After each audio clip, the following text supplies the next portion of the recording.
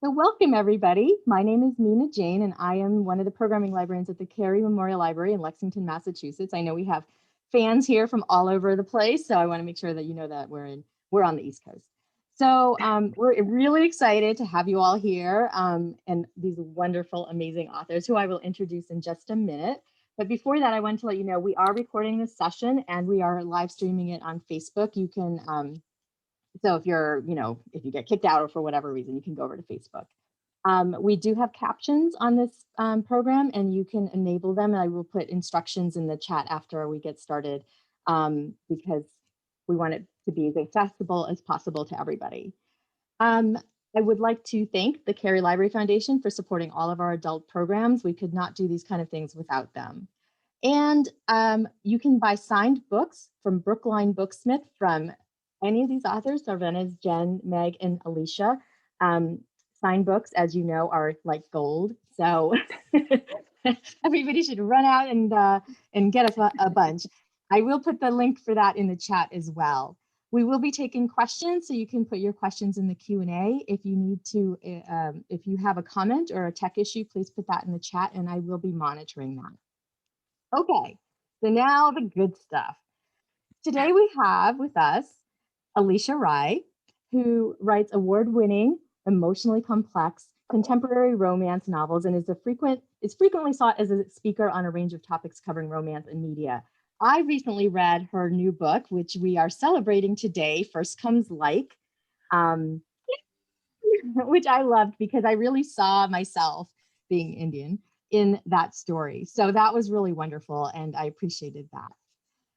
We also have Jen DeLuca here, who I am reading her book about the Renaissance Fair, Well Met, which is just a hoot, I have to tell you. That's my opinion. She will tell you more about it in a sec. She has worked as an ice show dresser, a wardrobe master, a makeup consultant, and a paralegal. She likes latte-flavored lattes, Hokies football, and the Oxford comma, which many of us should like. And I have to tell you that as an introduction, I just pick stuff off of your website that I think is fun. We all know you. We're going to learn more about you today. Sarvenaz Tash dabbled in all sorts of writing, including screenwriting, copywriting, and professional tweeting, which I had never heard of before, for the likes of Bravo and MTV. She's written lots of books, really wonderful ones. I recently read Ghosting, a Love Story, which she wrote with her partner, Sarah Skilton, right? Mm-hmm. Yeah, awesome. And I really loved that book. I'm really enjoying it. And then last but not least, of course, is Meg Cabot, who, I know several people are squealing because I'm getting texts about that you're here. And I was reading your bio and I thought, what can you not do? Like, of course, we all, grew up on the Princess Diaries. Yeah. I'm sure there's stuff like, I don't know, rollerblading on the ocean or whatever, but this is not one of them. I mean, you've obviously written, YA books, you've written adult fiction and mysteries, you've written screenplays, I think. But you also, I didn't notice, you illustrated some of your books and you have a graphic novel coming out. I'm telling you this like you don't know it, but I was like, wow. So of course, we're thrilled to have you all here. And I really appreciate your time. And I know it's going to be a really fun and interesting hour or so. So with that, I'm going to turn it over to Alicia to tell us about First Comes Like, the book that we're celebrating, a book birthday, because I love birthdays. I think I left my chocolate in the other room, but I'll go get it. And, and then we'll just go around and talk about what are your most recent books and then just have a wonderful conversation. So thank you so much for being here. Alicia, take it away. Sure. So First Comes Like comes out on Tuesday, so it's very soon. It's my first Valentine's Day release, which I'm very excited about. And it's the third book in the Modern Love series, which is about a trio of tech sort of, they're roommates, but they're also three entrepreneurs in the tech industry. And it follows an influencer, Gia, who starts getting these flirty DMs from a very famous Bollywood actor. And of course, they're in different countries. She's in America, he's in India. But then, after a few months, she finds out he's coming to America to sort of do a crossover to the Hollywood industry. He's starring in a show here. So he's being kind of cagey about meeting up. So she just decides to you know, like the forthright gal she is, she just decides to go and corner him at a party, and he has no idea who she is. So somebody's been using his account to catfish her. Nonetheless, he's very intrigued by her, and she by him. And so, you know, they kind of, you know, chat a little bit, and then a paparazzi catches them together. So they decide to have what they call a fomance, for PR's sake. And, you know, and of course, you know, when you have a fake relationship, odds are you probably won't fall in love, but, you know, things happen. And so of course not. And so things progress from there. So that's First Comes Like. And like I said, it's out on Tuesday. Very excited for it. Yay. Thank you. Jen, would you like to talk a little bit about Well Met? Sure, I can actually talk about both of them if you like.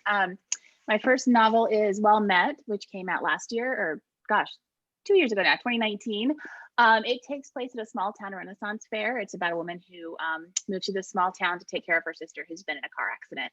And in so doing, she's kind of taking over all the things that her sister does, including taking care of her teenage niece. Her teenage niece wants to take part in this yearly Renaissance fair that the town puts on. And since there has to be a parent or guardian volunteering with her, Emily, our main character, gets roped into doing this. And she ends up she's been looking for kind of a home, and she ends up finding her home in this small town. And the only real dark spot is the guy that runs it. He's just, you know, Simon is this uptight English teacher who's, you know, very rules driven. He's run this thing with an iron fist and doesn't have time for any of her jokes or any of her, you know, ideas of how to lighten things up. And so she just thinks he's not worth it, not worth her time, until the first day of fair when she's dressed as a tavern wench, and suddenly he shows up as a very hot pirate in leather pants. And and even worse, he starts flirting with her, and even worse than that, she finds herself flirting back. And you know, then she has no idea if this is real, is this all in character, is this, you know, are these feelings being brought on just by the leather pants and the, you know, the earring and the hat, or is, you know, is there something real going on here? So that's what Well Met is about. And then the next novel that came out just this past year is called Well Played, which follows one of the other characters, Stacy, who is kind of the BFF in the first book. And she's another tavern wench who is feeling stuck in this small town, and she's trying to figure out how to get out of there. And she has a lot of wine one night, and she sends a DM to this kilted musician that she has a yearly fling with every time he comes around to the Renaissance fair. And she doesn't expect him to write back. He's not really that kind of, you know, feelings kind of guy, but he does. And suddenly they're spending months DMing back and forth and emailing and texting and becoming very, very close. And then she can't wait to see him again when, you know, fair comes around that next summer. And then when it does, and she, you know, is ready to take that relationship to the next level, she realizes that that's not the guy that she's been messaging with, much like Alicia's. So it's got a little bit of that catfishing, secret identity kind of thing going on. So she's got to decide whether she can, you know, forgive the person who's, you know, been fooling her all this time. Awesome. I'm really enjoying that. The Renaissance Fair, you know, I just want to go to one of them.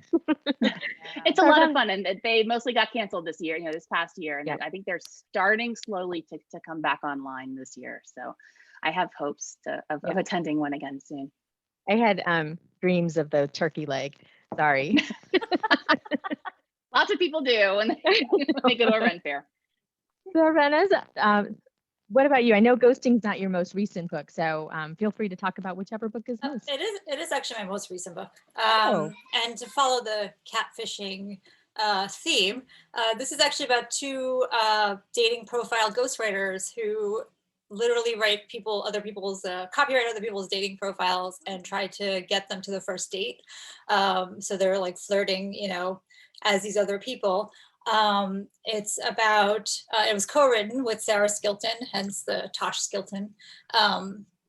So it's about these two, Miles and Zoe. Miles lives in New York. He loves New York. He thinks it's the best place ever. And Zoe is a LA transplant who hates New York. And they both work out of this, picture this, it's really hard, I know, but the same cafe You know, when it was written, it was like a contemporary. Now it feels like a fantasy that they're like working out of a cafe, but that's what happened. So they work at the same cafe, and they end up fighting over like the free day old biscotti and the only good table at the cafe to work. And so in real life, they hate each other. You know, they're just like exchanging barbs, but then unbeknownst to them, they are ghostwriting for clients who are flirting with each other and trying to get together. So it was kind of written as our love letter to Nora Ephron and Carrie Fisher, who we both really love and adore, and you know, has like a Cyrano and You've Got Mail type of thing going on. But yeah, it was a lot of fun to write. It came about because Sarah found this ad for a dating profile ghostwriter, and she sent it to me because we were both like looking for freelance jobs at the time. And I just called her up and I was like, so this is a novel. We're gonna write it. Because it just seemed like the premise just kind of fell in our lap. Yeah, it was a lot of fun to write. Really fun to read too. Meg, so tell us what's your most recent blockbuster? Yeah, thank you. No, they're not, it's not a block, but I did leave all my books in the other room, but I have my balloon. So my latest book is not, I don't have a physical copy because I just turned it in. But it kind of goes along with this theme in a funny way. It's called No Words. And it's part of a series I've been doing set on a small island in the Florida Keys. Each of the titles has the word no in it, because my editor made that up. It's like a little negative, but the first one's called No Judgments. And that one is about a woman who moves to a small island in the Florida Keys where there's a hurricane, but no judgments. Like she decides not to evacuate. So there's that one. And then that was followed last fall by No Offense, which for some reason a lot of men thought was pronounced no offense, and it was about a football team, but that is not correct. It's no offense because she thinks that she can solve crimes better than the sheriff on the island. She's actually a librarian and an amateur sleuth. And she's like, no offense, but I can solve this crime better than you. And obviously they have a very rocky relationship on the way to a romance. And then finally, No Words, which I don't have a cover for. Well, I do, but it's going to have a big reveal, which I just turned in. And that is about, all these authors come to this same little island. The librarian from No Offense has a big book fair. Another thing that we are not getting to do because of the pandemic, but in our world, we are going to get to have Renaissance fairs and we're going to get to have book festivals. So they're having this big book festival, and these two authors who hate each other are coming to this island. And basically all the authors just behave really badly. I think you guys have probably heard about authors who behave badly at book festivals. And I mean, I'm not going to say that I use real life examples of stuff that I've seen authors do on the internet and in real life at book festivals. We're all going to be decoding who's who now. Yeah. I had to start backing off on some of the stuff because it was so specific, and people that were reading it who are friends of mine were like, yeah, I know who that is, so you need to change that. So yeah. And I'm gonna read it with like a bulletin board with everyone's photo. Female author. Like the little string going from one to the other. I know this one and this one. The female author who weirdly writes children's books is really mad at the big male headliner because he writes love tragedies. And he looks down on, basically all of female literature. So it was really, really hard to write. Yeah, where did you find the inspiration for that? I know, right? Oh, like, I hate this guy so much. So yeah, that's what I'm doing now. So I've said too much.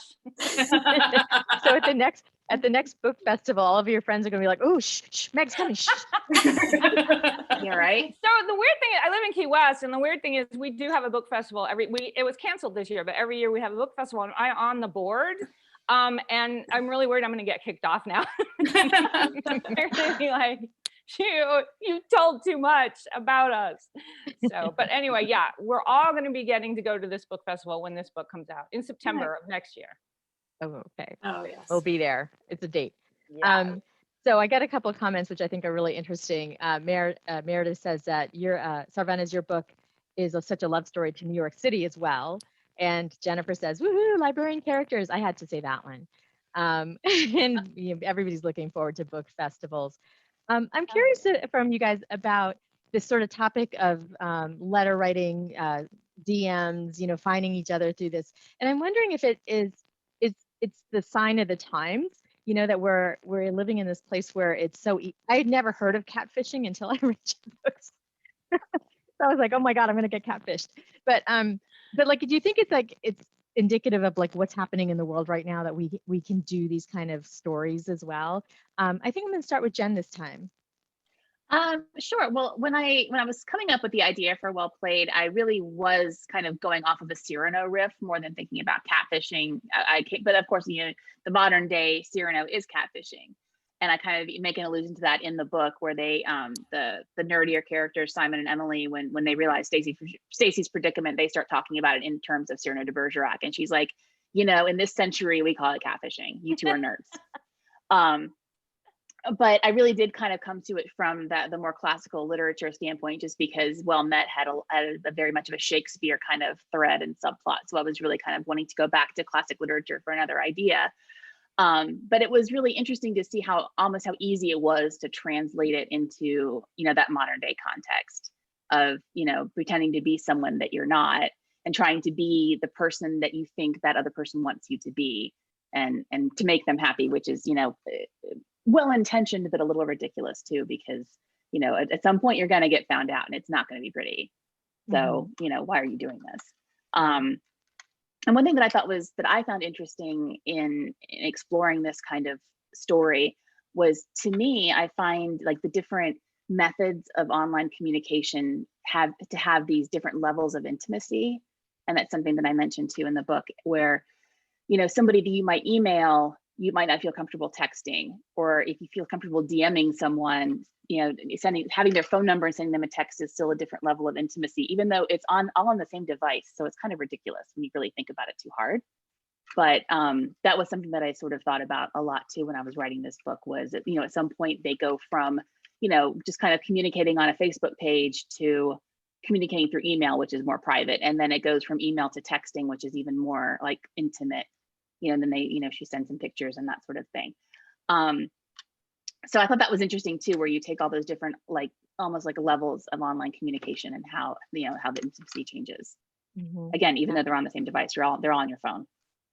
Right. So what's up with that? But but it's nice to see the connection between, like, sort of, you can take a Shakespearean sort of story and see the guy in the leather pants as well. Yeah. Yeah. Well, and it's also kind of interesting how, that tells you how stories are so universal, where they've been happening for hundreds of years, and it's the same basic, a lot of the same basic stories are being told in new ways, and that's really cool. Absolutely. Sarvenaz, I know I'm saying your name wrong. Can you please help me? Sure, it's Sarvenaz. Sarvenaz. Okay, I'll get it right now. That's fine.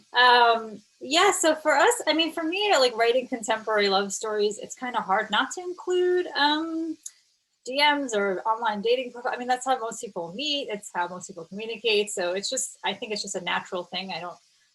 Obviously this one, because that job description fell in our lap, it was kind of how we set about writing it. But the other thing that happens in this book, which we had a lot of fun with, is, so the two of them work for rival online dating profile copywriter companies that are run by a formerly married couple. So they have so at the beginning of each chapter, there's a office email from the boss. And that's really mostly how you see their bosses. You see them a little bit, I think they each have one scene, but they're just kind of have this passive aggressive thing going back and forth about oh, you did this promotion, this other company did this promotion, we're gonna do this promotion, and and that was another fun way to kind of include an epistolary thing, but yeah, I kind of just include the emails and the DMs and the texts because that's just the way people communicate. I don't really think too much about it as a separate thing. Okay. Meg?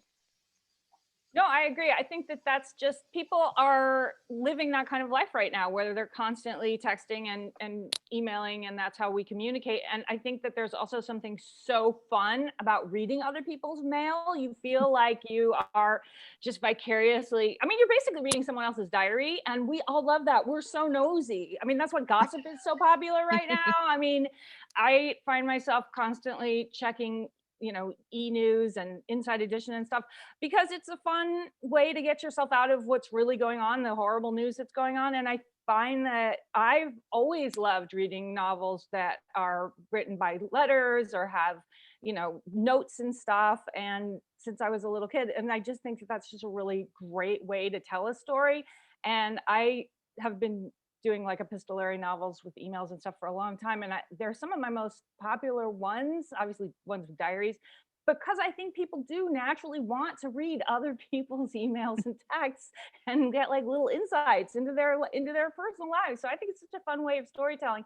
And I think people really enjoy it. Also, I will say, I think people, and I'm talking mainly about myself, our attention spans have gotten really short now. And so when you get these little bursts of information like this, it's it's a really fun way to read, but it's also, relaxing in a way, because you don't have these huge long chunks of text like some. I don't want to go back to the male writer again from my book, where it's really long paragraphs with no breaks or white space, but some writers do write that way, and they're all men. No, I'm kidding. That's me. Did you get to write his book for him? Because that might have been fun. I wrote a lot of descriptions of his books. They all have titles like "When the Heart Breaks." His characters always die at the end in like mudslides and stuff after finding love, and then the strong heroine goes on. Oh my God. I had fun with it being read, but the whole point, I think, what I'm trying to say is he would never have emails or texts in his books, because that's not serious fiction. But our fiction is serious, obviously, but we understand what real entertainment is, and that is reading somebody else's text. I'm sorry, this has gone off the rails. Don't let me talk anymore. This is only water too, by the way. So, well, I did tell everybody to BYOB. It could have been a book. It could have been a beverage. Right. Damn. Yeah. So if you have to leave for a minute to get something, we understand. It is after 5. Alicia, how about you? What do you think about that? Meg's like our gossip girl today. I love it. Everything is so serious. We need to have, it's Galentine. Yeah, that's right. Gals. That's right. Yeah, exactly. Yeah. I think actually, it's not just entertaining. I think it's also real life to have those texts and those DMs and stuff, because and especially so I was talking, I remember like a couple of years ago, I was talking to my older sister who got married. She's been married for 16 years now. She got married at 25. So she's been married for a long time. And, I was single for a very long time. And dating. And so, we'd always kind of have these clashes where she didn't really understand sort of this modern dating app stuff. She was like, this is just go to a coffee shop and talk to somebody. I'm like, they're all wearing headphones. And she's like, take their headphones off. And I'm like, no, you can't do that. Don't do that. And so, we have these it's like a generational gap almost in this dating aspect. And so one time I said to her, I was like, oh, I'm talking to this guy, but he's not a great texter. And she's like, wait, is that a metric now? And I said, yeah. It's another layer of language. It's not just, are you a good communicator? Sometimes it's are your texting styles compatible? Because sometimes there can be hurt feelings if they're not. And so, and I realized, and she was like, man, if that had been a thing when I was dating, her husband, she was like, we would have never gotten together because I'm so bad at texting. And I, the next day we were in the car and I realized what she meant, because her husband sent her a very sweet text, and it was like, all right, leaving for work. I miss you. I love you. I'll see you soon. And I was like, oh, that's cute. And she responded, we were in the car. So she said, she was like, send okay. Yeah, you gotta send him something. He just told you he misses you. He's gonna miss you and he loves you. And she's like, oh, fine. Send red heart emoji. So I was like, oh my God. Nowadays if you just respond with K to I love you. So it is like it is a different thing to think about, like this is a whole new level of communication. And so I think our books, which are contemporary novels, should include that. So in a lot of ways, I think for contemporary novels, it's almost easier to have sort of like this epistolary thing because we use it so often. I mean, how often do I bust out a letter to write somebody? But how often do I pick up my phone and text someone? So much more. Immediate. By the way, I'm going to write my next book. I'm going to have a meet cute where someone just goes into a cafe and rips the headphones off someone. Spill your coffee on someone. I'm like, being clumsy. And I'm like, what? Watching too many rom-coms or something. That's hilarious. I would read that too, by the way. So Madison wants to know, and this is actually a part of like this kind of question, is with technology changing so quickly today, going from flip phones and basic texting to mini computers, blah, blah, how do you keep the overall interest in communication between characters without becoming super dated? I'm going to start with you, Sarvenaz, about that. Honestly, I try not to think too hard about it. And I before this, I wrote YA. So, it's like slang, same thing, where it's like things just get dated really easily. I'm writing the book in like the time I'm writing it, except for my next book, the pandemic never happened because I couldn't deal with writing that. So I was like, I'm in this world. So, I mean, I feel like if someone picks it up 5 years from now and there's like MySpace or something that no longer exists, or there's like nothing I can do about that. I just have to write it to be authentic to when I wrote it. I try not to get too crazy with slang, but with technology, it's hard. You can make it up, but then it ends up being like almost you're calling it out too much more if you're not just saying Instagram. So it's like this weird balance, I feel like, of trying to not make yourself too dated, but also be like, well, these people live in this world, like they have Instagram, and maybe 5 years from now, no one will be on Instagram. I don't know. MySpace. Yeah. But I think if your characters I think it's more about your characters anyway. So I feel like it doesn't really matter, it's like if your characters are compelling and, we all still read Jane Austen, like, because it's so compelling. And we know that that's when it takes place, because Jane Austen is not historical, it's contemporary. It's just, takes place, in the early 1800s. So. I'm going to add sort of an addendum to that question as we go forward, is that the technology has really, like if you're writing a tense scene, like especially like romantic suspense and stuff, now it's so easy to just be like, call in the troops. Whereas before now you have to create these situations where they can't be in communication. And so like in some ways it's actually not helpful for certain subgenres. And so like in terms of like being dated or, how is it used as a, not a trope, but as a, a characteristic. That's like, I guess the second part of that question for me. So I don't know if Sarvenaz, if you want to say something about that or if you want me to move on to Meg. Yeah, move on to Meg. I've talked enough. It's really hard. So I just it's the 20th anniversary of the Princess Diaries books this year. So they've just reissued them with all new covers. So if you're going to buy some books, I'm sure that the bookstore has some, and I sent in some book plates to sign them. But I had to go through them, and we had some questions. Like, it was 20 years ago that those books came out. And speaking of MySpace, so they're all on MySpace. Nobody has a cell phone. Princess Mia super wants a beeper for Christmas. Yes, that's the height of technology in the year 1999 or 2000, I guess it was. There's references to celebrities who are dead. And so we're like, we had to make a choice. What are we going to do? Are we going to go through and completely update this? Or are we going to trust that, kids today, if they pick this up, are going to be able to go with that and realize that it's 2000, I guess it is.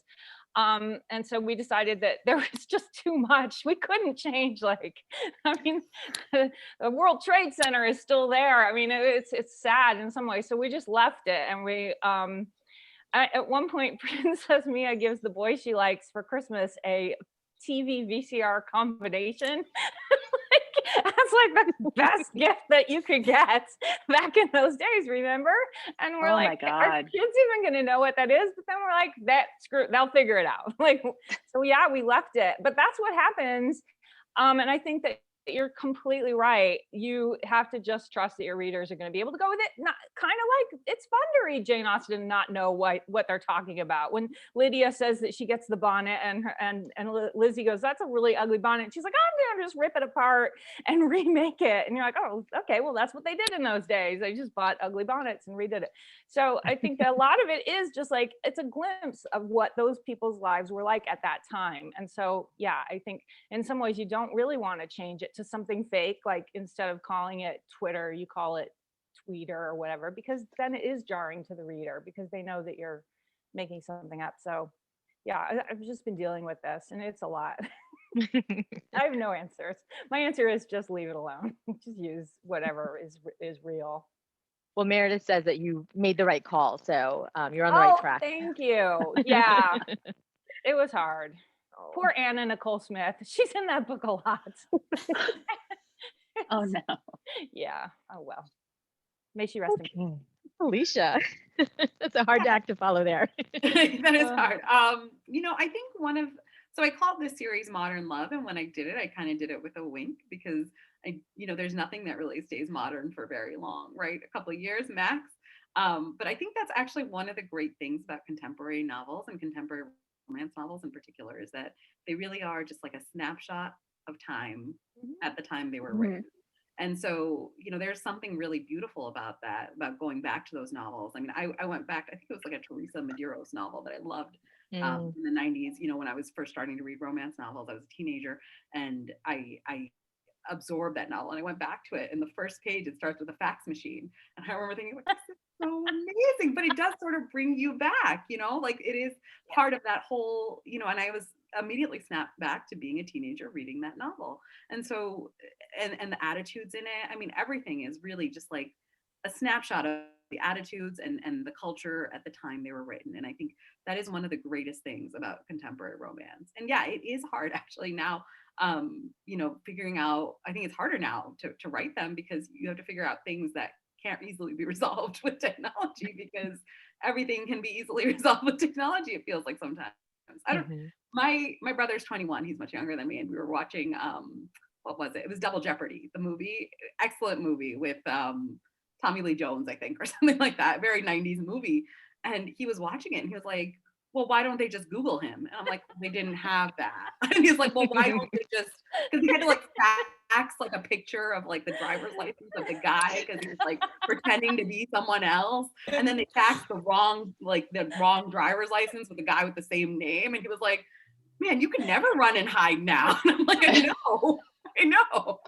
This movie couldn't be made now because it would be like 2 minutes long. So he was just so utterly charmed by that. He was like, wow, like this is so like ancient. I love it. I'm like, oh man, whatever, kid.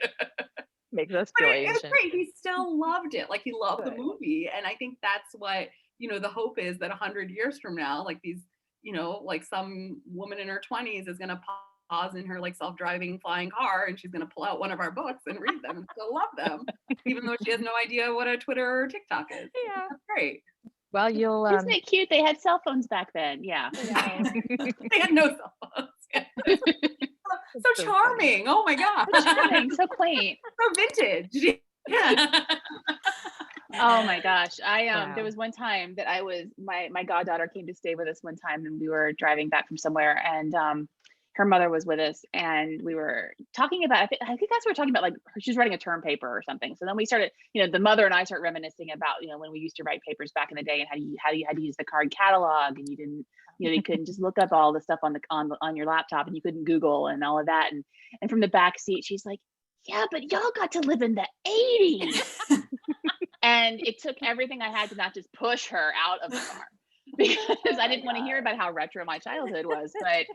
But yeah, I mean, something that's normal to you back in the day is, now it's charming and retro and so cool. And wow, it would have been so cool to live back then, like before, the dinosaurs or whatever. But and there's some things you can do, like, cell phones always run out of a battery if you need to have somebody without a phone or whatever, or have no bars somewhere, which happens. But but I think, and then pretty much what everybody else has said too about, you know, just keeping it as current as you can and not worrying too hard about it.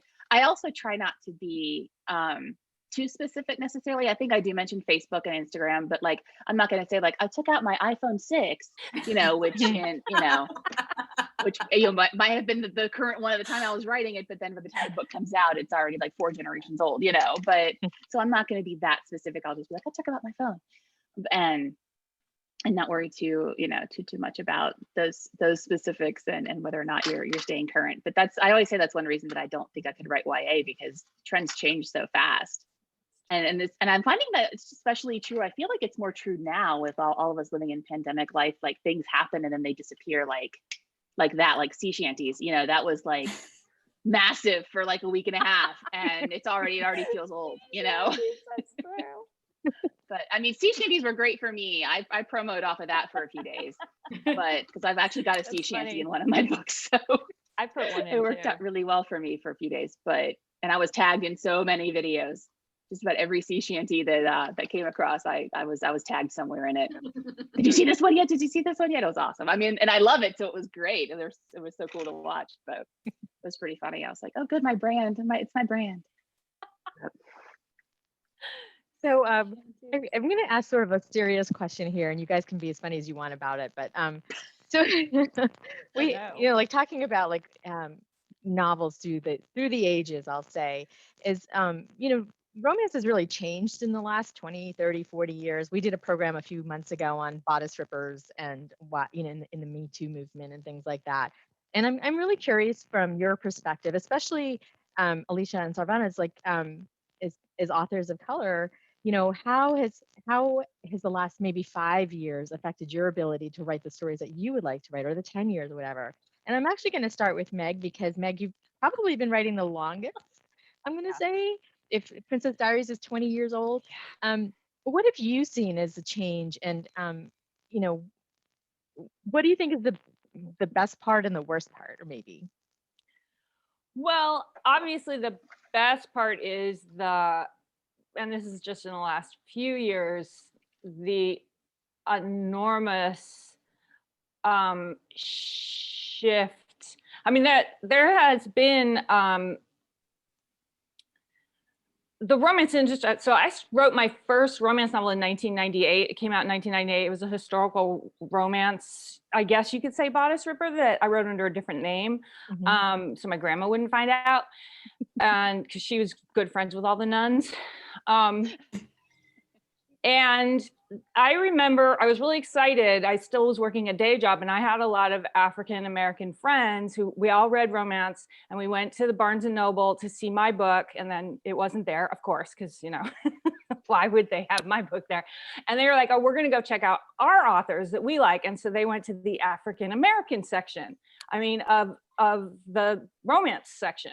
It was like the African American books. And then they're like, you go over to the white section. And I was like, wait, what? Because I had never even, you know, realized that this, I mean, because I was so stupid and obviously white. And then I was like, wait, show me this situation. And then I was like, oh my God, this is so bizarre. I had no idea. And I was like, there should be, like, in my ignorance, I was like, everything should be integrated. And they were like, no, because we don't want your white authors in with our good Black authors. And I was like, well, okay, yeah, that makes sense. So that now that is changing. I don't know if it's changing rapidly enough. And I don't, you know, I had so many questions back then, and I still am just listening. But I'm so excited by how many more authors there are now of color than there were back then, because can I just tell you, that section was so small, the section where they were shopping, and there were just so few choices, because at that time there weren't as many authors being published as there are now. And now it's amazing. There's so much coming out, and I think that has just been the best change and the biggest change, and I'm so excited about it. So, and and it's not just like historicals, it's romantic comedies like you guys write, and just like everything. So that for me is just really impressive. And I still talk to those girls, and well, they're women. We are all women now. And I'm like, how's it going? And that bookstore was torn. It was a Borders. It wasn't a Barnes & Noble. It's totally gone now. and they're still reading and they're so excited. And so I don't know. That's just, for me, it's something that I've noticed. I don't write historical romances anymore because they're way too hard. You have to do so much research. I was like, I would much rather write books with text messages in them where people aren't going to write to you and be like, hey, they didn't use those kind of carriages in those days. You got that wrong. Oh, so Alicia? Yeah, I mean, that's also the reason I don't write historical. It's too hard, man. I would just like take a cop out and like midway through I'd be like, now the carriage is a Ferrari. Like I'm done. Like so a time Never traveling mind, I one. tried. yeah, whatever. It's a time travel now. Let's put them back in modern day. No, you know, I've been writing, I mean, I think 2009 was my first book. So I've been writing for a long time. And, you know, the industry has changed rapidly, like both, you know, in a lot of ways, like the digital sort of revolution happened and, you know, self-publishing came up and, you know, romance is very full of very tech savvy women and men, you know, like it's full of people who sort of know how to roll with the punches. So the industry in 12 years has changed so rapidly in so many ways. And it is nice, really, you know, to see more faces all the time. Every time there's like a new deal announcement, I'm like, oh, that's great. Like, that's fantastic. Because it is kind of lonely, you know, when you are one of just a few. And it is a very sort of large burden to sort of feel like, you know, well, every book has to be your best book. You know, you don't get many chances. So, or every book that you write has to mean everything to everybody. And it's almost impossible to do that. So sort of that burden is, you know, for us at least, I feel like when it's shared amongst more people, it feels a little bit less severe just on us. And I know, you know, I saw Patty Jenkins, you know, was doing an interview and she said, I believe it was her, was talking about sort of the same thing in terms of being a woman in sort of a male dominated, you know, in the directing field. Like you feel like this is every chance you get is the only chance you're going to have and you better knock it out of the park because there's so few of you. So that burden is it's better now at least. And it is, you know, it changes slowly and that's what unfortunately progress is, you know, it just goes very slowly. It's not always a straight line, you know, you get backtracked, you got to keep going.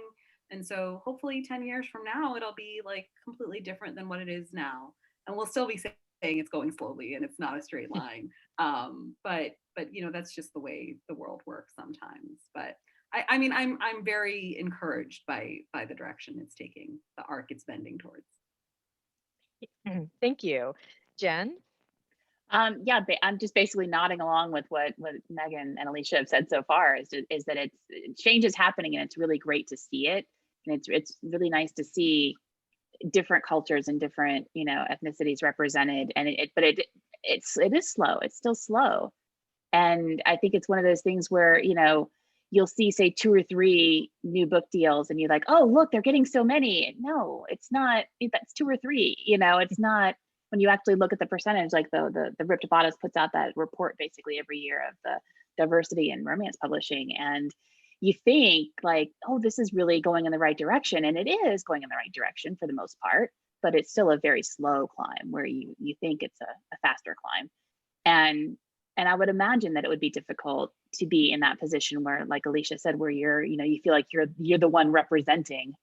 And, you know, so you feel like you have to put out an amazing book and you feel like you have to represent almost an entire culture or an entire race. And that's not fair. You know, that's not fair at all. You know, it's not like I put out a book and I'm representing all white people. So it shouldn't, you know, that burden shouldn't be on anybody at all. You know, we should all just, you know, strive to write the best books that we can, period, and not feel like we have to represent any, you know, any particular culture or class or anything. So I am encouraged by the progress and I like seeing the progress, but I just hope that it continues to grow. I like that you said put out a couple times since we are writing about romance books. Great. Oh, Great. Sarvenaz.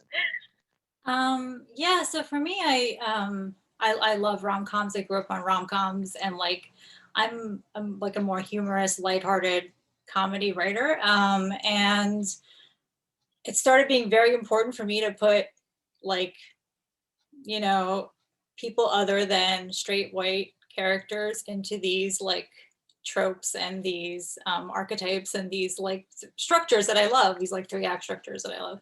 And so that, I feel like it's so much more encouraged over the last few years. It's been really nice to feel like, like it's actually a nice time to be like, I can put my culture in this book, and it's something that actually adds like something to it. It's fun. So my Sarvenaz Tash is actually a pen name. Tash is a pen name that I picked because my real name is Sarvenaz Tash, and that seemed like really unwieldy and long and big when I was starting out 10 years ago. And Tash is a shortened version of my mom's maiden name. And like, just like a few months ago, I was like, hey, I've never seen my name on a book. And it felt very like, I just was like, that's so weird that I've published 6 books and it's never felt like my name.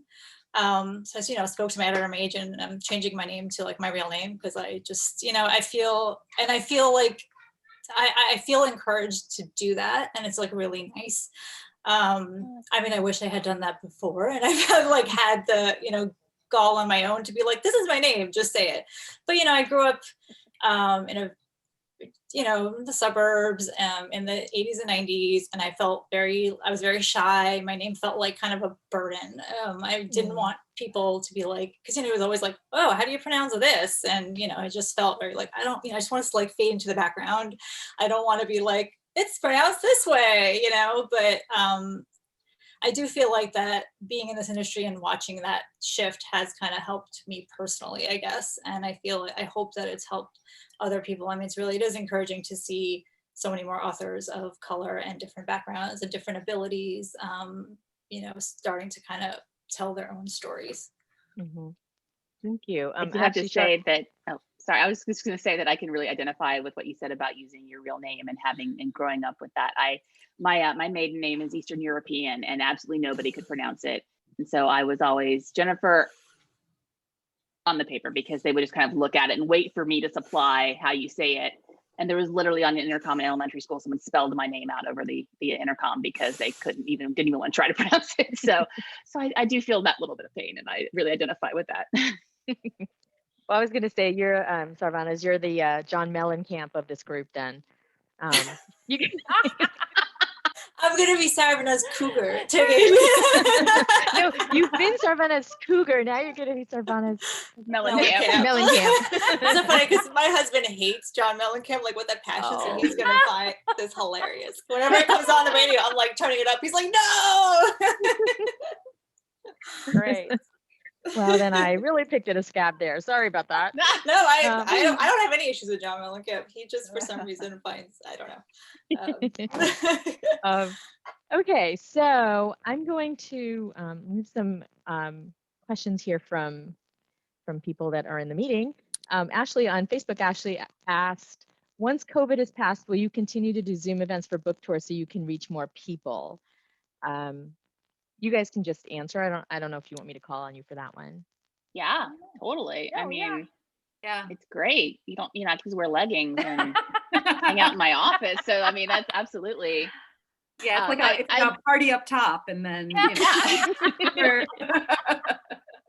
I mean, I miss in-person stuff, so I would definitely love to go back to doing those as well. But I've done some Zoom book clubs and stuff since we've been in the pandemic, and that's been really, really fun and a really fun way to reach people. So yeah, I totally do them. Keep doing them. It's much easier. You don't have to. You can keep your lipstick right here and just be like, oh, that's great. We haven't gotten to see your cat. I know, she just came over to visit. I mean, yeah, it's a lot easier. Who knows? I mean, I was wondering, like, are book publishers going to think, oh, this is so much cheaper, or let's just not even send the authors out anymore and they can just do Zooms from now on. Who knows? It's going to be a whole new world. So we'll see. But I'm sure that there'll still be like book festivals and stuff. So it'll be a mixture of both. Mm-hmm. I do I miss book signings. I think that's the reason for those, like being in person and talking to people and signing their books. Like that was so much fun for me. So I excited for that to start at some point again. But the great thing about Zoom, especially for things like libraries, like, you know, you don't like, I'd rather you put your budget into books and not, you know, getting us to places. So this is nice to be able to do like book clubs in libraries and things that, you know, normally it would be cost prohibitive or, you know, to travel to or whatever. So that is great. I love that. Alicia, are you doing a book tour, like a Zoom tour right now for your new book?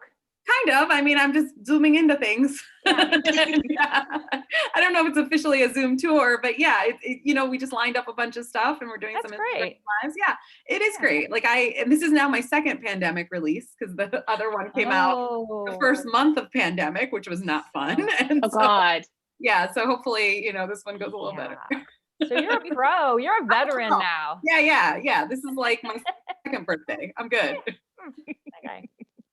I mean, I have a little bit of PTSD from Zoom because I have to deal with a remote kindergarten for my kid, and that is really horrific. And so I'm like, I don't want to do Zooms, but maybe when I'm like past this, and then I'll be like, oh yeah, because it is awesome to be able to, you know, meet people across the country, and it is a lot more accessible. And be with adults. Yeah, that's great. Miss that. I feel like you're with adults right now. Yeah, fun adults. No, it is really nice. So I'm gonna go back to a question that I really love that I think is so helpful in learning more about you is what made you become a writer and romance specifically? I don't remember who I ended up with. Did I start with you, Alicia, last time? No, but that's okay. I mean, I think I started reading romance, I think I was 12 years old. You know, I was just in the library, and I used to go to the library after school to you know, do my homework, wait for my mom to be done with work and stuff. So I would just like wander the stacks when I was done with my homework, and I saw like, you know, like a half naked man. And I was just like, I was 12 years old. So I was like, yeah. And so I got it. And that was the start. And I think it was a Shirley Busby. I don't really remember. But that like, it was, you know, I had like a very, I didn't have a very good focus as a teenager, I was told, which is true. So I used to bop around to a lot of things, and romance, one of the greatest things about romance is that you can have everything. So I would read historical one day, contemporary the next, paranormal, romantic suspense, YA, like the genre is so large. And whenever someone's like, oh, I don't want like, you know, I don't want love, I want like guns, I'm like, you can have both. Like, I'm just saying, you can easily have both. It's not a problem. And so I just loved it for that. And that was one of the things that really like first drew me to the genre and kept me going. And what I love about writing it is that, you know, I can change it on a dime. Like I can, you know, when something gets a little tiring, I can move to something else and do something brand new and fresh. And that is, I think, the thing that keeps me coming back is that, you know, it is whatever you want it to be. It's one genre requirement, and then whatever you want it to be. So that's what keeps it, I think, fresh and new for me. Awesome. Jen? I've been writing as long as I can remember. I have memories of being probably about 6 or 7 years old, and my mom folding together pieces of notebook paper and stapling them down the side, and that would be the book. And then I would write little stories, and the stories would usually be about little girls who like had dogs and took naps, because that was basically all I had going on at the time. So not a lot of, you know, narrative drive there, but I've just always been interested in books. I learned to read when I was really young, and I wanted to write my own little stories. I probably took it seriously, I would say probably about 10 years ago or so. I'd like to really try to write something. And I think I was trying to write a really unsuccessful ghost story and something that was very angsty. And then one year for NaNoWriMo, I was like, you know what? I want to write a romance. I want to just write boy meets girl. I want to write something fun. And so I just threw myself into a story idea that I'd had in the back of my head for a long time. And I'd had more fun writing it than I'd ever had writing anything else. And then I showed it to a couple of my friends, and they were like, this is what you need to be doing. You need to be writing this. And so I polished it up over the course of a very long time, eventually got an agent, and then the book didn't sell. And then while I was trying to see if that book was going to sell, I started playing around with this Renaissance fair idea that I'd come up with while I was working as a tavern wench at my local Ren fair. And that ended up being, you know, my debut. I've always been interested in writing, like I said. And then as far as I've always been a romance reader too. I think I was saying earlier, I don't know if it was before we actually started recording, but I was that person that, stole the romance novels off my mom's nightstand. And then I would, buy the books. This was probably in the early 90s. So it was definitely those bodice ripper covers. And I'd be reading them on the train home from Rhode Island to Virginia. And then, one train trip, I ended up next to a nun and I wasn't able to read my book because there was no way I was pulling that book out in front of that nun. So I think she got off somewhere around New York or so, and I was able to take my book out again. But it's just always been that comfort read. It's always been, I always turned to romance novels when I felt, discombobulated or confused or upset or sad, because it's got that happy ending. It's almost like, putting on those fuzzy pajamas or being under that comfy blanket, because you're going to get a happy ending with these characters, even though they may be going through hell. That the ending is going to be good. So you have that guarantee, and that's always been the thing that's drawn me to it. Thank you. Sarvenaz? Yeah, so excuse me. I moved to America when I was 5, and I went to ESL for a couple of years, and I have this very vivid memory of walking to kindergarten, not knowing anything that was going on. And then we ended up moving around like 3 times. So by the time I was in 2nd grade is where I grew up, but I was just very, like I said, very shy. Like I just, it was just very overwhelming.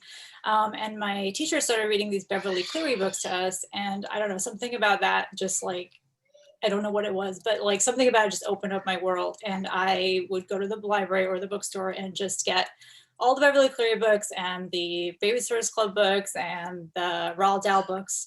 And it was just, it felt like for like a shy kid, like it just felt like I could experience all these things in a really like cool, safe way and make all these friends, in a way that wasn't overwhelming. And starting from about when I was 7, I wanted to be an author. I like really wanted to write, and I wanted to write middle grade books, which is actually what my debut was a middle grade book. So it's funny because I started middle grade, I went to YA, then went to adult. I don't know where I go after that. So like a geriatric, like the afterlife, I don't know. But so this is actually my first romance novel, but I grew up on a lot of rom-coms. Like we're saying, Nora Ephron was like a huge inspiration for me. And I just, I love romance. I love comedy. I just like things that are funny, and I feel like rom-coms are just like, they're my comfort for sure. Like that kind of just funny, sweet. I actually really love rom-coms where the comedies are usually just as important as the romance. Yeah, I mean, it kind of grew from there. So I do tend to like, I flit around genres a lot. Because I just kind of get bored, and I'm like, for me, it's about exploring what's interesting.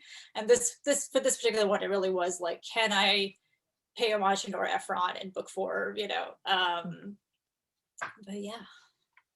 Thank you. Meg?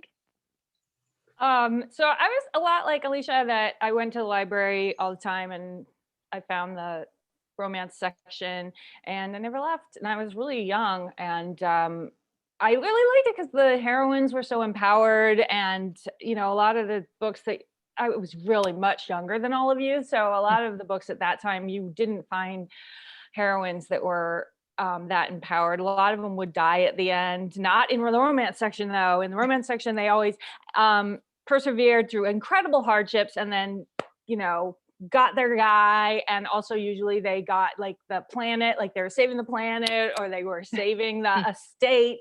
And I loved Star Wars. So Star Wars was, but the original Star Wars from like 1977, which I actually saw in the theater because I'm that old. And so I did too. For that. Yeah. Okay. Thank you. Thank God. I did too. Yeah. Not just you.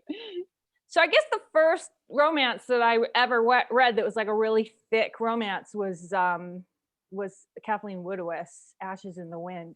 Which, if any of you know that, okay, that is one where the hero thinks that the heroine is a boy, but he really wants to have sex with her, which if you think about it, is really messed up. And I loved that book so much. So I don't know what that says about me, but anyway, it's a really messed up book. You should totally read it. And then you'll also freak out about it. And then you'll question everything you know. And so then I would like write fan fiction about it because I was like 11, whatever. And I also wrote fan fiction about Star Wars. And then I don't know, I read everything in the romance section. Every week the librarian would get the More Harlequin Presents. And so then I read all those. I didn't like all of them, of course, because you don't like everything in every, you know, is it a genre? Yeah. Wait. Normally, if it wasn't so late at night, it's late for me. I live in Florida, so this is dinner time now for us Floridians. But yeah, and I love the fact that, like you said, you can have your sci-fi romance, you can have your mystery romance. I love Mary Stewart, the romantic suspense romances. So yeah, and then I just read somewhere that if you wanted to be an author, that was definitely something. They were published so many of them because it's $1 billion industry. You could get published in romance. So I was like, I'm writing a romance, and all my friends were like, you'll never get published, and here I am. So that's my story. That's what I hear mostly from authors is, you know, they want to write what they read and or watch, actually. So I think that that's really an important distinction. Teresa asks, what is the best piece of writing advice that you still use, that you've ever gotten that you still use? And I think I'm going to start with Jen on that. Oh, of course. I'm like, oh man, what's the best? I think the best, I'm not sure if it's actually like writing advice, but it may be more like publishing advice, but just really learning how subjective this industry is and how you're not going to be able to please everyone. When you're writing and you're, you know, trying to get published and trying to get an agent, you go through a lot of rejection, and it can feel very personal. And there was something that an agent said, and I believe it was on Twitter, that really struck with me, where she talked about, you know, picture yourself going into a bookstore and you're just browsing around trying to find something to read, and you pull something off the shelf and you look at it and you go, not really, and you put it back. That doesn't mean that book sucks. It doesn't mean that book is a bad book. It just means that's not the book that you're in the mood for. And that, you know, somebody else can come along and pick up that book and think it's the best thing ever. So just because, you know, one person, one agent, one publisher, one reader doesn't like what you've written doesn't mean that you're the worst writer ever. So that was something that really clicked in me and helped me kind of develop that thicker skin and really understanding, you know, that not everything you write is going to make everybody happy. And that's okay. Because you will hear from people that really do love what you write, and that makes it worth it. Absolutely. So that's been the thing that's really stuck with me. Sarvenaz? Yeah, I think similar to that, the thing I've learned the most is to basically write for myself, like write for the reader I am, the thing that I want to see, or the story that I'd want to read. Because if you try too hard to write for somebody, some like unknown person or some trend or something that you think will sell, it never has the like heart and the emotion it needs to kind of, you know, leap off the page. And I feel like that's the best thing that's happened is what I've like, you know, sometimes, as Jen said, like sometimes, you know, stuff in publishing is hard to deal with, and like, you know, you will read a bad review or like it'll just get you down. And there are times where you just have like ebbs and flows of your career. And I feel like if I just go back to, okay, but I just want to write this story and I don't care who reads it, and I'm just going to spend some time with these characters on this page, just me and them. That's like a really pure thing to go back to, because no one can take that away from you, whether it gets published or not, or whatever happens. No one can take that joy of you discovering these characters in the story away. And I feel like you have to have that joy to want to stay in the business, because I feel like there's just so much of it that's unknown and crazy making if you're not enjoying yourself and having fun just doing the work itself. Absolutely. And I totally think that comes across on the page. Yeah, definitely. Meg? So I would second both of those. I would have said that if you guys hadn't already said them. So now I have to think of something else to say, but that's totally true. And I would say don't ever go to Goodreads and read your own reviews. That's a really important one. I'm trying to think of one of the best pieces of advice that I ever got, and I got it really early, was from my 8th grade writing teacher, who was my English teacher, Mr. Gotch. And he also wanted to be a writer, but he said that he he couldn't do it because he needed total silence. Like he had to have total silence in order to write, and his house was too noisy. And he had been told, I guess by his writing teacher, that a real writer could write under any conditions, whether, wherever they were, no matter how noisy it was, which I'm sure those of you with kindergartners do not feel that way. But so I was like, when I heard that, I was like, wow, okay, I'm going to try to write and be a good writer and be able to write under any conditions. So I've tried to train myself to do that. And what has been the result is that I do not have an office. I've never been able to write now in like at a desk in a room, because I get too freaked out that I'm not a good writer. I know this sounds really weird.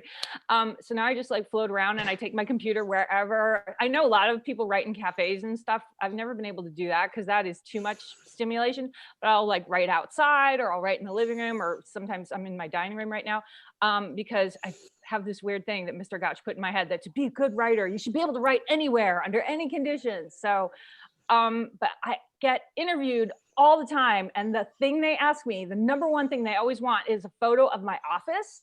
Like, I want a picture of you in your office writing. And I'm like, oh my God, I feel so insecure because I don't have an office.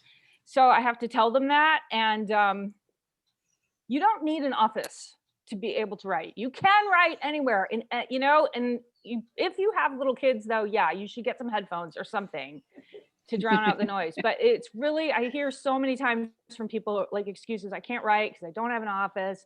You should be able to write anywhere. But yeah, if you do have little kids, that I think that's the one exception. I'm going to give it to you for that one. But try to be able to write wherever you can, and just grab whatever time you can to do it, because it's not some really super huge precious thing. It's just your job or something that you love to do, and you should be able to kind of do it wherever. You don't need an office. I think there's a difference though between being able to work in a place that's noisy as opposed to a place where somebody's trying to get your attention. And children are. That is true. Yeah. Yeah, those kids. If they're not bothering you. Yeah, you could work maybe in I've worked a lot in airport gates. That seems to be a good place to work, but nobody's bugging you and trying to get you to make them cereal. All right. Let's move to Alicia now.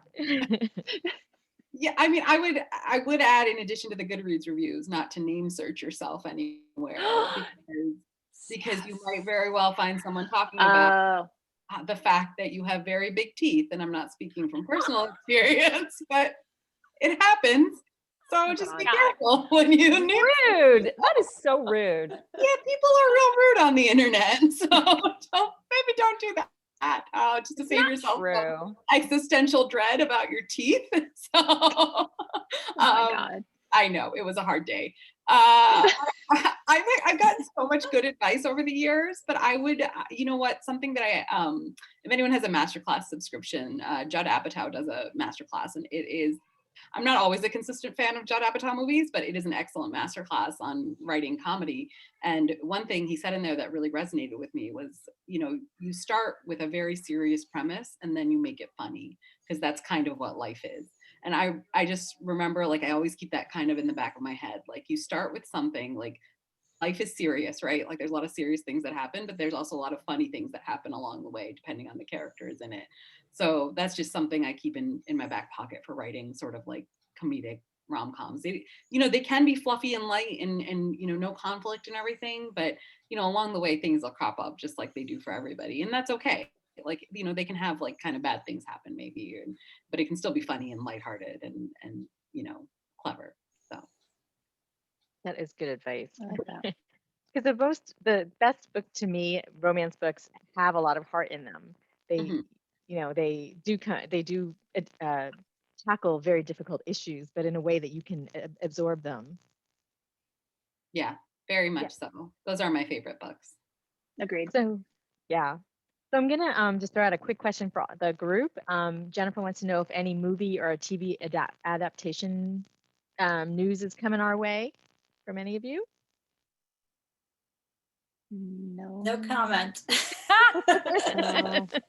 No. No comment means yes. No comment means yes, but she can't talk about it. Okay, well then I have I just heard from Netflix. They re-optioned The Mediator. So the Mediator series, which they can't start filming because of COVID.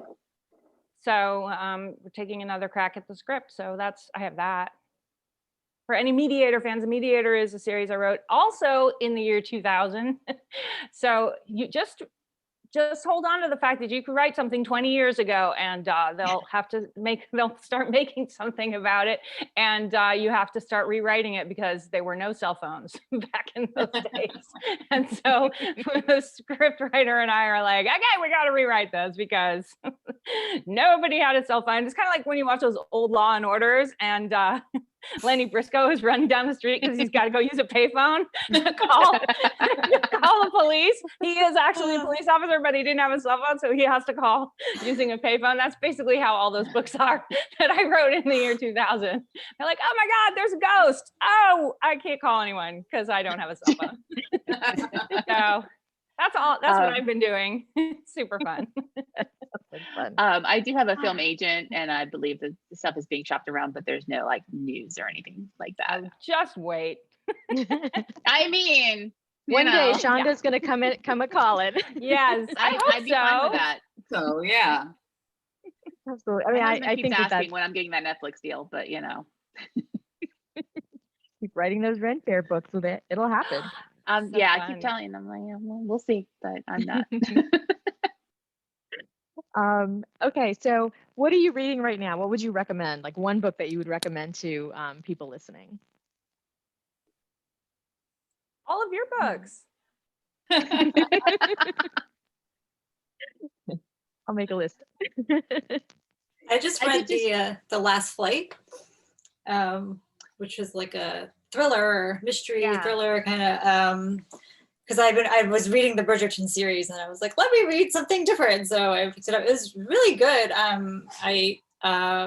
The plot in it was like really well done, and like it was definitely like a page turn. I read it like really quickly. I've actually been having a really hard time reading during the pandemic. I have to admit, it's been very, and I'm like a reader, so it's just been very strange to feel like I can't focus on books. So I've just started getting out of that with like Bridgerton and then this one, and so I've been looking for like, I think I have another like thriller coming up, like, you know, books that I can just kind of like get lost in, like, you know, keep the pages turning. Yeah. Thank you. I think that's very true for a lot of us. And maybe that's why so many more people have turned to romance than before. I mean, Bridgerton, of course, started a huge phenomena, but I think that was happening even before then. yeah. I just finished, and I've been recommending this all over the place, so apologies for anyone who's seen me elsewhere. But Big Bad Wolf by Salika Snyder. Excellent. Oh, I have that. I haven't read it yet. Yeah, as a read alike, I mean, if you've read and like Nalini Singh or Alona Andrews, it's sort of like this gritty urban fantasy. It's called Big Bad Wolf. And it was one of the few things that like snapped me sort of out of my reading slump during this pandemic, because it is set in sort of like a alternate, different kind of universe, but bears striking resemblance to our own. But it was like just fantasy enough. And I also just actually got Kate Claiborne's upcoming book, which reminded me how much I loved Love Lettering. So if you haven't read that yet, Love Lettering by Kate Claiborne, it's excellent. That's been on all the lists. Yes, absolutely. Yeah, it's a fantastic, fantastic book. I can't wait to read the sequel. Yeah, that was actually what I was going to say was Kate's new one, Love at First, is so good. I read an arc of that. And the other one that I actually just finished reading was an arc of Sally Thorne's upcoming new one, Second First Impressions, and that was. It's very Sally Thorne. It's very funny. It's very clever. It's very charming. It's adorable. It's swooning. I loved it. It was a really fun read. But yeah, pandemic reading has been a challenge, definitely. Yeah. Meg, what are you reading? No, I like all of you have been having a really hard time reading anything, and so I started reading a book about the 1918 Spanish flu epidemic, which is a really bad choice. And because I wanted to find out what's gonna happen. I'm just gonna spoiler myself about everything, and so then I'll know. But it's been very slow going. It was not the best choice. And spoiler alert, it's nothing good. Nothing good. No, I'm kidding. We're doing much better. We're doing so much better than those poor people in 1918. Nothing good happened to them. They didn't have like, anything. They didn't have ventilators. They used like leeches. So much better off. So yeah, I'm so glad I came to this because you guys gave me all these good ideas of what I should be reading instead. So thank you. I'm going to read all of your books and I'm going to stop reading. This was like an intervention. Thank you. I'm going to stop reading the Spanish flu book. But you know, the Spanish flu brought us Edward Cullen, of course. Yeah. Most famous survivor of the Spanish flu. So something good. Which before this was like all I knew of like the Spanish flu. I was like, what? That is all I knew about. And I was like, yeah, Spanish flu. I didn't read that book. I did not remember that that's how he died. Okay. Those days when all we had to care about. I know. All we had to know about the Spanish flu was Edward Cullen. Oh, that's so funny. Oh my God. That's not mentioned in the book I'm reading. But and by the way, all these young men died. It makes me think of went on to become vampires in Stephanie Meyer's Twilight. That's right.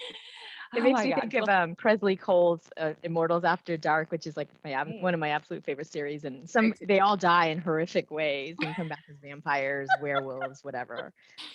That's funny. Okay. Well, thank you for this because I have all these great new books that I'm going to read instead. Okay. And remember, you can buy signed ones from Brookline Booksmith. I will put that link back in the chat. One last question, and then I'll let you guys go. Is what's next for you, Alicia? Your book just came out, so I would assume that you're knee deep into another one. I am very knee deep into another one. It's due pretty soon, but I can't talk too much about them because they haven't been announced yet. But I signed a couple contracts actually last week. They both sort of came at once, but so I'll have some exciting news probably next week or so. Huh. That doesn't help me today. Thank you. Yeah. Jen. I have the third Run Fair book is coming out in October, and it's called Well Matched. The cover just dropped the other day, so that is too. So I'm very excited to keep writing these books. I have a fourth one in the series that I'm starting right about now, so that'll be due out next year.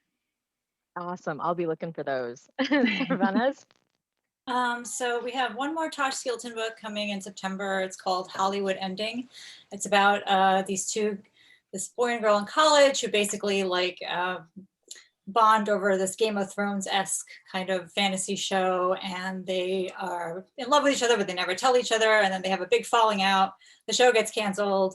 They haven't seen each other in 5 years, and then they both end up working on the reboot of the show 5 years later and meet up again. So I have that, and then I have a couple of YAs. I'm gonna go back to YA, I think, for a little bit. Yay! Awesome. So exciting. Hey. Meg? No, I just have no words. Look for it in September. It's the book about two authors at a book festival who hate each other, and maybe I guess you would call it enemies to lovers, maybe. But really, at this point, why would you? Oh, I forgot it's Valentine's Day. Yes, definitely. Well, it's better than the Reformed Rake, I think. Oh my God, yeah. No. So funny. Well, thank you so much for being here today. This has been wonderful. I have not laughed this hard in so long, I can't even tell you. So you've brought so much to us just by being yourselves and your writing and in a time of difficulties, I think that your voices really help us get through. So thank you so much for what you do and keep doing it. And I would like to thank. Thanks for having us. Sorry. I just want to say thank you for having us. This was so fun. Yeah, it was so much fun. Absolutely. Really fun. This is great. Thank you. Yeah, this was like I said, it's been in the works for a while, and I'm just so thrilled that we got to put it together and have this wonderful talk. I would like to say that again, Brookline Booksmith, you can buy signed books, and I will send out a recap with all of the information from this talk with a video link because we did record it.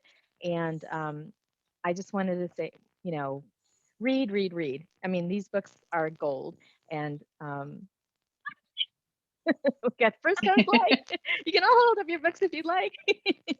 That's right. First Comes Like just came out last week. Ghosting, well played. Oh, it's all so good. Thank you so much. So our attendees, thank you for being here. We really appreciate you taking the time to spend with us. Thank you so much. Thank you. Thanks. Bye, everyone.